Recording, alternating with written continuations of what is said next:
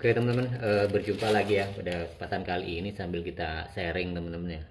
Jadi saya pas akan membuat gula tengah teman-teman. Jadi gula halus yang kita pakai kalau di sini itu kan mereknya seperti ini teman-teman. Atau ada pedagang juga yang giling sendiri seperti itu. Nah jadi teman-teman ya, kalau gula tengah ini kan sangat berpengaruh sekali bagi kita sebagai pedagang daging atau bolang-baling teman-teman. Nah, jadi bahan-bahan yang sudah saya siapkan ini ada gula halus, kemudian ada wijen dan tepung sendiri teman-teman ya. Tepung ini, kemudian air bersih yang sudah saya siapkan di sini. Jadi hari ini tuh membuat 1 kilo tepung terigunya, dan saya menggunakan gula halus itu lebih banyak teman-teman agar tidak berisiko. Kadang saya juga heran ya, gula halus itu sudah kita tambah sudah lebih dari tepungnya seperti itu masih saja kadang itu lengket, apalagi mungkin faktor adonan kita sendiri mungkin kurang sempurna juga ya seperti itu ya. Jadi sambil saya membuat ini ya teman-teman, kita sambil sharing itu.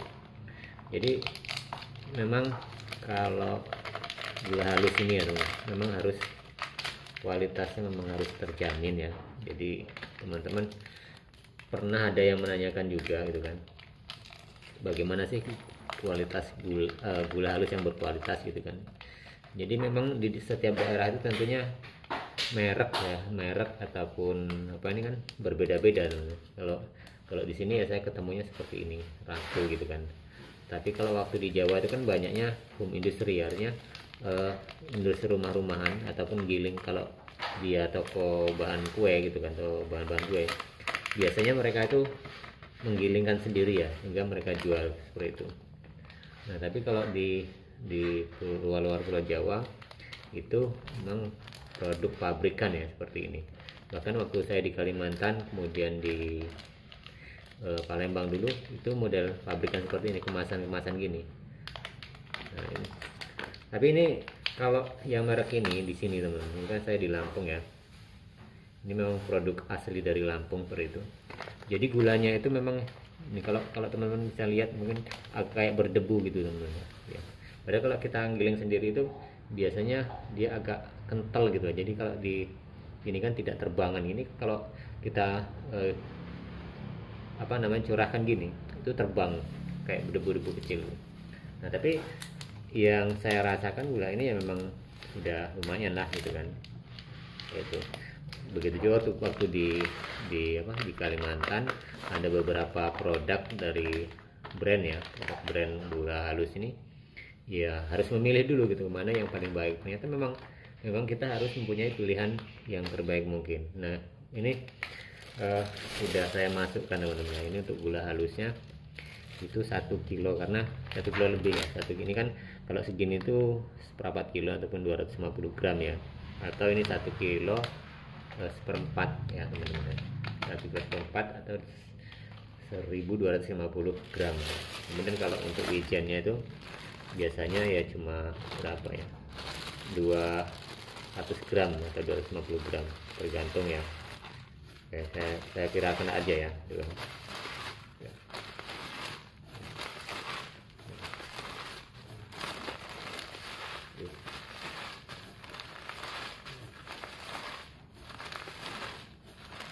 Nah, jadi hanya kira-kira saja teman-teman. Jadi tadi ini setengah kilo, ini berkurang setengah, anggap aja seperempat kilo. Nah, kemudian setelah ini sudah kita masukkan wijen dan gula halus, kita tinggal nambah air aja. Air itu kalau ini kira-kira berapa ya, mungkin ini 300 ml ya, karena kalau dibagi ya sekitar 300 ml, tapi tidak kita masukkan semua, takutnya nanti bikin gula gula tengah ini agak rumit teman-teman ya. Kebanyakan gula langsung kayak terlalu cair, kebanyakan air langsung cepat banget cairnya, kurang air kayak keras gitu kan. Jadi memang harus kita itu cermat ya. Kalau teman-teman punya takaran gelas yang ada ukuran mililiternya itu, literan gitu, itu enak ya. Ataupun apa ini gayung ya. Saya kan nggak punya teman-teman, jadi pakai ini. Jadi kira-kira aja gitu kan. Nah, kita masukkan mungkin ini 300 mili ya, mililiter. Tapi nggak semua teman-teman, takutnya nanti dia keenceran gitu kan. Coba kita aduk, langsung kita aduk. Jadi setelah gula halus itu kita masukkan sama wijen, langsung kita aduk aja. Jadi hanya perkiraan gitu kan. Jadi kalau udah biasa sih enak teman. Jadi kita sudah tahu ya, ini kan ini masih agak kental teman. Masih agak kental, kurang dikit ya airnya. Dikit.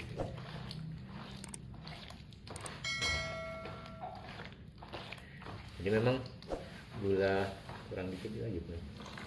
Gula tengah ini sangat berpengaruh sekali teman-teman, karena kalau kita gagal membuat gula tengah, otomatis nanti hasil kita yang peroleh itu kan pertama dari segi bentuk ya, itu tidak bagus gitu kan. Kemudian yang kedua susut gitu kan, artinya secara kuantitasnya roti yang seharusnya ataupun ulang-balik yang seharusnya jadi banyak itu susut sedikit jadi sedikit gitu. Makanya kita tuh gula tengah itu penting sekali. Oke, setelah ini udah cair semua ya, jadi seperti ini. Saya masukkan ini tepung terigu. Sebenarnya ini nggak ada sekilo ya, paling cuma 9 on ya. Tapi kadang juga kalau kebanyakan air saya nambah tepung gitu kan, jadi agak lengket gitu kan. Berapa kali saya mengalami itu gitu. Jadi setelah ini semua udah rata, baru tepung terigunya kita masukkan. Sebenarnya kalau membuat gula tengah itu sebentar sih gitu kan. Yang penting kita pas, takaran-takarannya kita pas. Nah, ini kan nggak terlalu lama, hanya butuh waktu beberapa menit, apalagi pas ngaduknya gini, meratakannya gini. Paling hanya 2 menit, 3 menit nggak ada ya. Rata kayaknya gini. Kalau terlalu keras gula tengah ini teman-teman ya, itu di rotinya juga dia nahan ngembang teman-teman ya. Jadi kayak gimana ya, nah, ini kan agak sedikit mengeras nih. Tuh, agak sedikit mengeras, tambah dikit lagi airnya. Tapi takutnya juga tambah gini kebanyakan air, apalagi teman-teman yang baru belajar membuat gula tengah ini ya. Memang gampang sih sepertinya, cuma ternyata repot juga. Nah, ini agak sedikit kurang cair sedikit, tapi daripada beresiko teman-teman ya, lebih baik seperti ini aja. Sebenarnya kurang cair sedikit, cuma daripada nambah lagi nanti kebanyakan air. Nah, seperti ini saja sebenarnya sudah jadi ya. Tidak terlalu lama, hanya butuh waktu 2-3 menit kalau waktu ngaduknya gini ya.